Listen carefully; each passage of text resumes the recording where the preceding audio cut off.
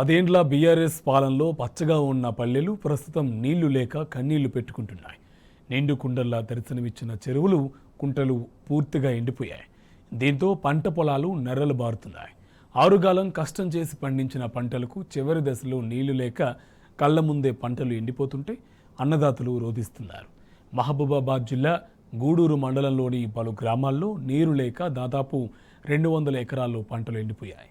వరి, మొక్కజొన్న, మిర్చి, పత్తి సాగు చేస్తున్న రైతులు పంటలు నష్టపోయి గుండెల బాదుకుంటున్నారు. ఒకటే ట్రాన్స్ఫార్మర్ కింద 33 బోర్లు ఉండడంతో పదే ట్రాన్స్ఫార్మర్ కాలిపోయి ఇబ్బందులు పడుతున్నారు.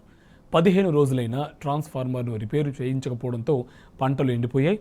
ట్రాన్స్ఫార్మర్ రిపేర్ చేయించాలని విద్యుత్ శాఖ అధికారులకు ఎన్నిసార్లు మొరపెట్టుకున్నా పట్టించుకోవడం లేదని రైతులు మండిపడుతున్నారు. కొత్త ట్రాన్స్ఫార్మర్ కోసం డీడీలు తీసినప్పటికీ అధికారుల నుంచి స్పందన లేకుండా పోయిందంటున్నారు అన్నదాతలు.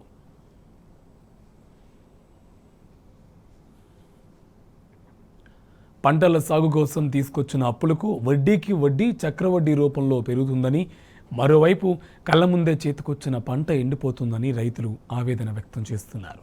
తెచ్చిన అప్పులు కట్టలేక ఆత్మహత్యలే శరణ్యమంటూ ఎండిన పంట పొలాలను చూసి గుండెలవిసేలా రోధిస్తున్నారు. గత ప్రభుత్వ పాలనలో హాయిగా వ్యవసాయం చేసుకున్న తమకు కాంగ్రెస్ ప్రభుత్వ హయాంలో దినదిన గండంలా గడుస్తోందని ఆవేదన చెందుతున్నారు. అధికారులకు వచ్చిన 3 నెలల కాలంలోనే రైతులకు కరెంటు చుక్కలు చూపిస్తున్నారని ఆగ్రహం వ్యక్తం చేస్తున్నారు. ఇప్పటికైనా పంటలకు సాగునీరు, బోర్లకు నిరంతరాయంగా విద్యుత్ అందించాలని, లేని పక్షంలో రైతులు రోడ్డెక్కాల్సిన పరిస్థితి ఉంటుందని రైతులు హెచ్చరించారు. ఒక్క మనుషులకు 400 రూపాయలు పిండి బత్తలకు పిండి వేసిన కూలీలకు ఇచ్చినాం. మొక్కజొన్నలకు వేసినప్పుడు పిండులకు కూలీలకు తీసుకొచ్చి ఇది మాకు న్యాయం ఏం చేస్తారో సార్ మీరే చేయండి. ఎక్కడ గవర్నమెంట్ చేసినాయి, మరి రైతులకు మరి అన్యాయం చేస్తారా? వాళ్ళు డ్యూటీ చేసిన సార్ చేస్తారా, డిపార్ట్మెంట్ లో చేస్తారా? మరి మాకు గట్టియాలి. ఇది మేము తీరకొచ్చే పెట్టడానికి మాకు ఆగం అయిపోయింది, ఆహ్నం అయింది. కరెంట్ వాళ్ళ మరి డిపార్ట్మెంట్ కరెంట్ కాదు కదా, ఏరటోళ్ళ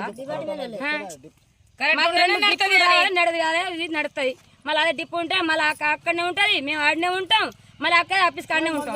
అప్పులు తీసుకొచ్చి పెట్టినాం, అప్పుడు 6 నెలలు 110 వచ్చినాం సార్. 110 తీసుకొచ్చి మేము 110 రూపాయలు తీసుకొచ్చి 6 రూపాయలు డీడీ కట్టినాం. మేము అప్పు ఎట్లా కట్టాలి మరి అవి ఏం తీరుతాం? ఇప్పుడు ఏం తీరుతాయి? 1500 వరకు కింట 7 రూపాయలు కూడా కింట కొనేటోళ్ళు కూడా లేరు. జొన్నలకు కూడా మంచి జొన్నలకే కొనేటోళ్ళు లేరే. మొక్కజొన్నలకు మంచి తిన్న జొన్నలకే 2 కింట పోతలేదు. మా పాలు వచ్చిన జొన్నలు ఎక్కడ ఎండిపోయినాక ఏం కొంటారు? వాటి ఏం కొనలేరు.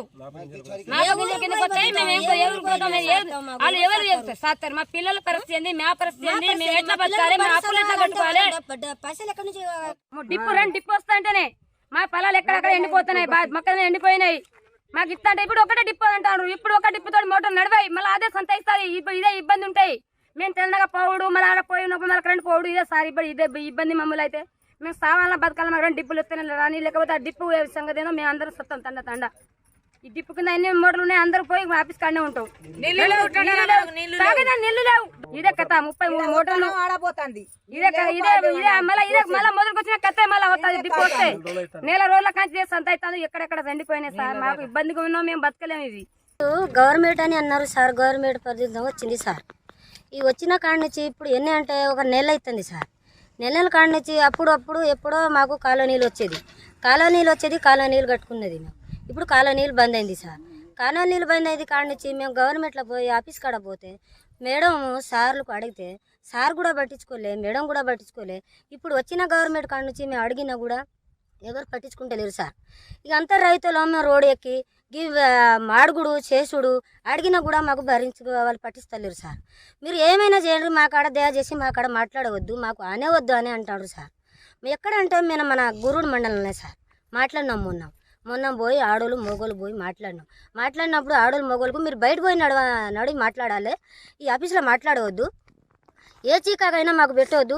మీకు ఎవరికాడ డబ్బు బంకు ఉన్న డిప్పు ఉన్నదో ఆ డిప్పు తీసుకొచ్చి డిప్పు పెట్టుకుంటారు, కానీ దయచేసి మా ఆఫీస్ కాడ మాట్లాడవద్దు అని మేడాలు మాట్లాడుతుంటారు, సార్ మాట్లాడతారు. మోటార్ అన్నీ గాలిపోయింది సార్. మాకు తాగడానికి నీళ్ళు లేవు సార్.